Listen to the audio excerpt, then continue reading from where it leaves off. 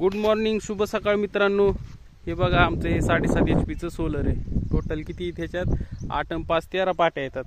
आता प्रॉब्लेम काय झाला माहिती का, सोलरच्या ह्या सेटअप करताना थोडीशी चूक झाली.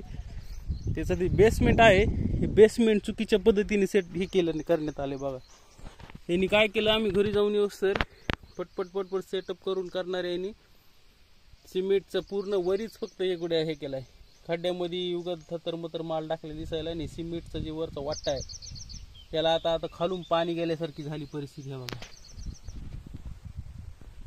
ते पडायचं नाहीये, पण हे जे गोष्ट करतात तुम्ही वाटा वगैरे सिमेंटचा, त्याचा बेसमेंट पक्का करून घ्यायचा आहे. इकडं पण त्याने काय केलं, व्यवस्थित केलं नाही बघा.